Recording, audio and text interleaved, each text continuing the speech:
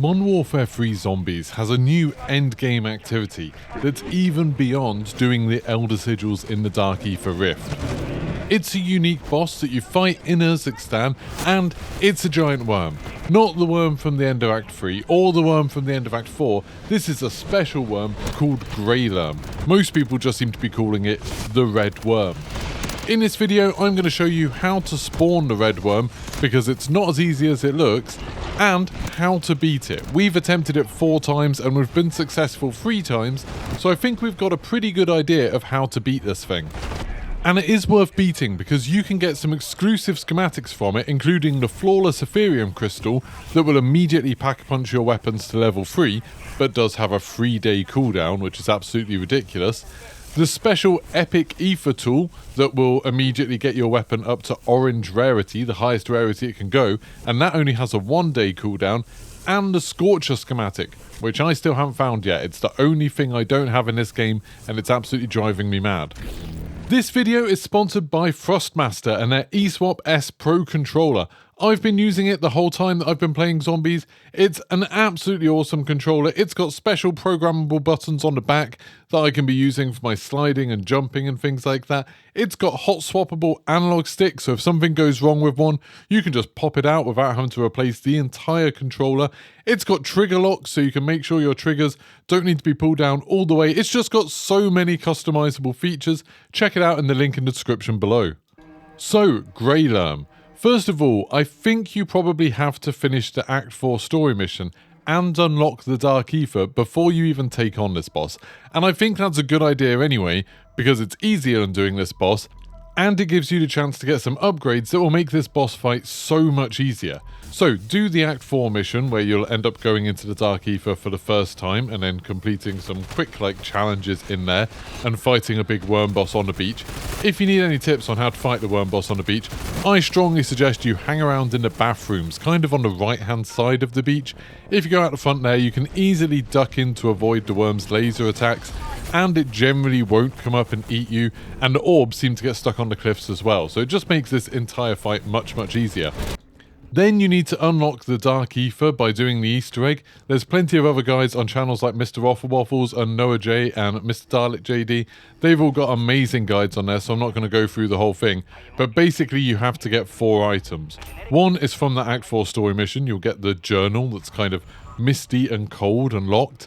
Then you also need to go get a brain rot infused weapon and shoot one of the spores in the Aether nest until it turns green, then interact with it to get some pills. And then you need to take that through one of the Aether rifts that kind of throw you up in the air, then fly through the portal that takes you through and complete the special purple contract that it takes you to.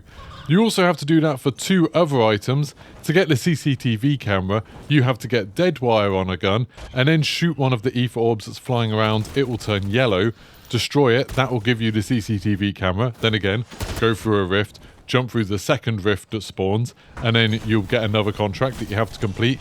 And finally, you have to find a doghouse and put a Molotov in it. You don't need a piece of meat, just the Molotov will do. And then destroy the dog that comes out of that, get the dog collar off it, and then again, go through the rift, go through the second rift, and complete the contract. Once you've got all 4 objects, you can put them on the altars on the object where the big kind of portal thing is, where the big tornado is in the map at the moment. That will light up all of the altars, assuming you put them on the right one. So the dog collar is fire, the CCTV camera is lightning, the pills is the brain rot one, and then the journal is the ice one. Once you put all 4 of those on, you'll have to fight another abomination. That's not too hard. If you've got a few turrets and a decently upgraded gun, you should be absolutely fine. And then you will have unlocked the Dark Aether. Phew, that was a lot of hard work. Then you want to go into the Dark Aether. If you go into the normal Dark Aether using a normal sigil, you'll be able to get some really cool items like an Aether Blade case that gives you a special lethal that won't ever get used up. You kind of throw it and then it recharges a few seconds later. It's like a glowing purple knife that will kill 3 zombies or so, then come back to you, and you can just keep on using it over and over again. It's even a one-shot kill on tier 3 zombies, which is super useful.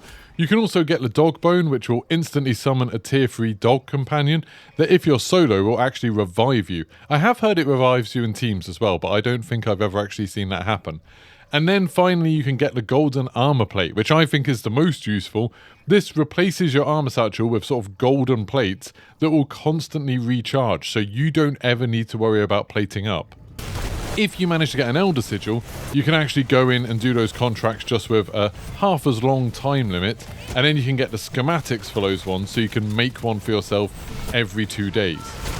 Now, I strongly suggest you do all of these things, because even though that seems like a huge amount of work, having those special items, having access particularly for the golden armor plates, but also I think for the Aether Blade and the dog bone, really will help you in the Greylorm fight, and it is a tough fight.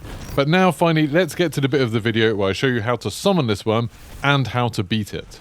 So, in the game where you're going to be fighting Greylorm, make sure you're as set up as you possibly can be with gear that you bring in. If you can bring in golden plates or an Aether Blade or a dog bone or all three, that's absolutely amazing. I would suggest bringing in an LMG of some kind, just because it does a huge amount of damage and you'll be able to have a massive magazine size.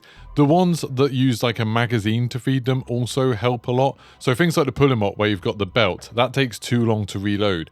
I really like using the other ones like the new TAC Eradicator. I think that's an amazing gun for this. If you've got an epic ether tool, that's incredible, because if you get it up to orange rarity, obviously it does an insane amount more damage than a normal gun would. And then obviously bring in your perks and everything like that. Don't worry too much about having to bring in an ether crystal that's like a high rarity. You're going to be waiting around right until the end of the game anyway, so you're going to have plenty of time to pack a punch things. Now, once you get into the game, the first thing you want to do is to go find out where the USB sticks are going to spawn. Now, the easiest place to do this, and the place I always do it, is in the military base in the northeast. If you go to this building and you go up the stairs, you'll be able to see this kind of picture on the wall, and there's 4 photographs, sort of aerial photographs, showing areas of the map. Now, I think there's at least 12 different locations that these can show, but they're normally pretty easy to work out. So you just kind of look at the shape of the buildings and then try to find where they match up. They won't necessarily all be in different tiers or anything like that. I had one today where there were 3 in tier 1 and then 1 in tier 2.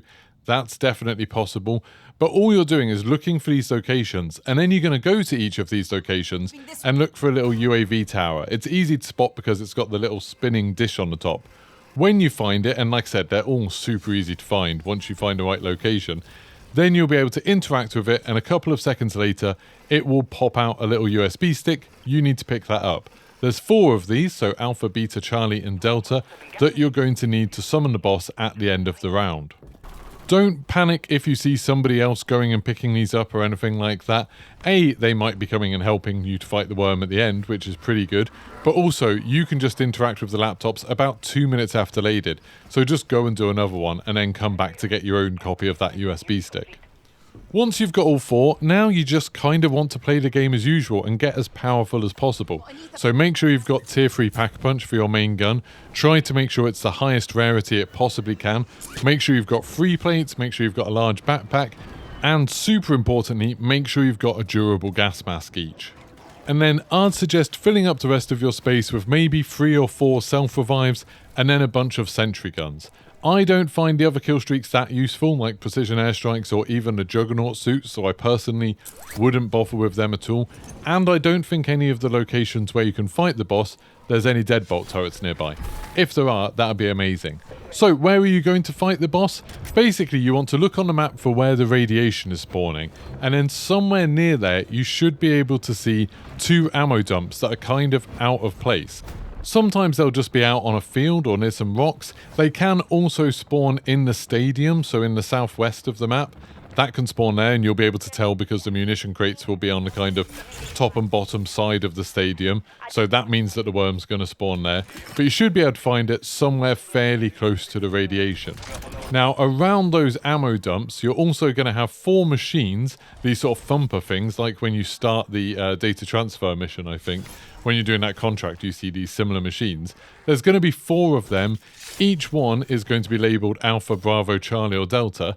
That's where you're going to put the USB sticks.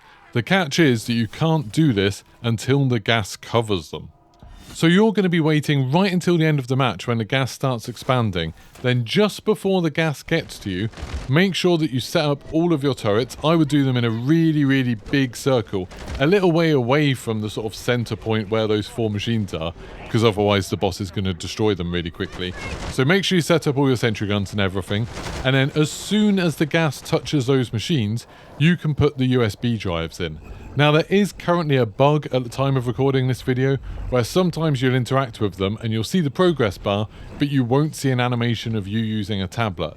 If that happens, it's not working. So you need to kind of back out of that animation, back out of that progress bar, and then go back into it. Just mess around a little bit with the interact button until you see the animation where you use the tablet. Once that's been done on all 4 of them, and between your team, if there's more than one of you, you can have different people doing different ones. That's absolutely fine.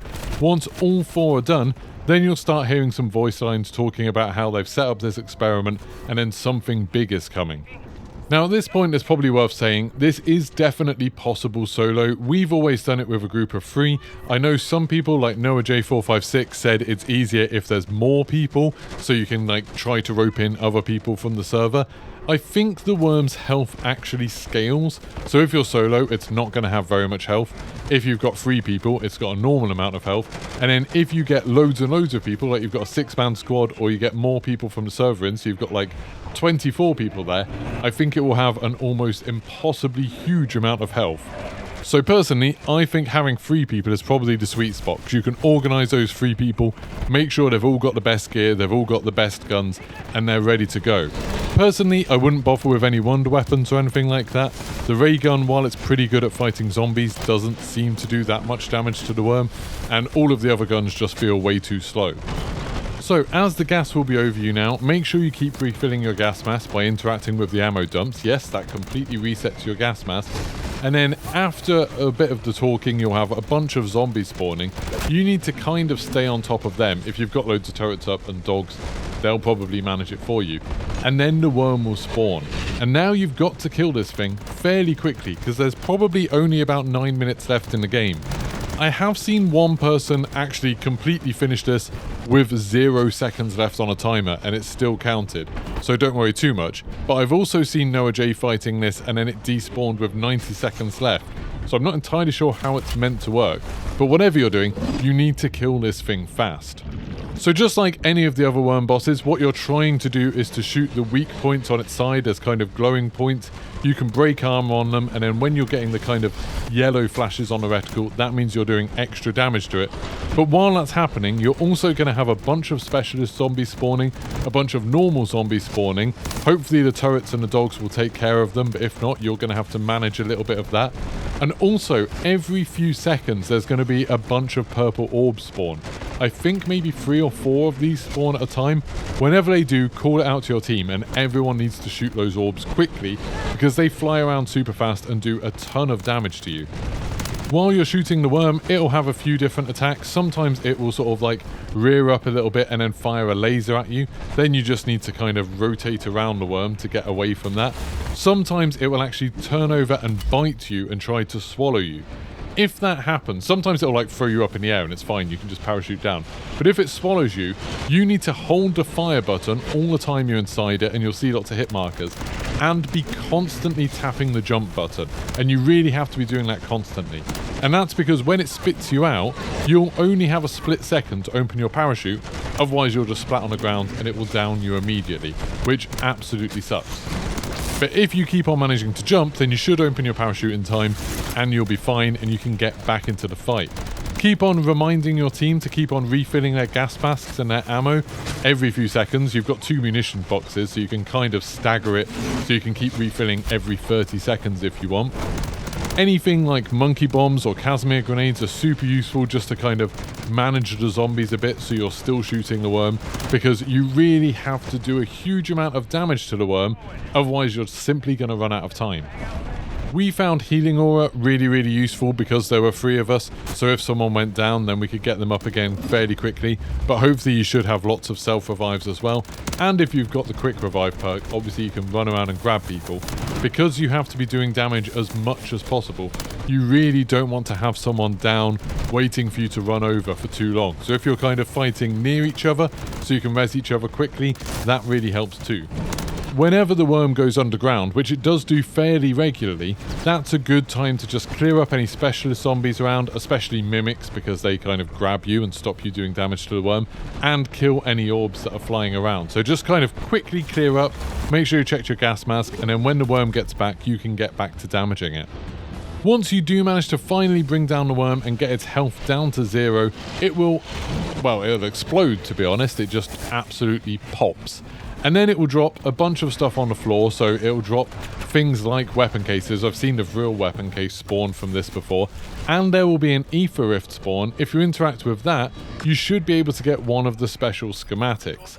Then a portal will appear next to you as well, a triangular portal.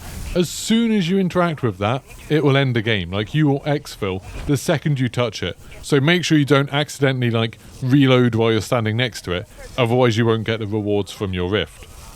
But there you go, you have beaten Greylorm, and as of the beginning of Season 1, you've completed the hardest content in Modern Warfare 3 Zombies. So GG, well done.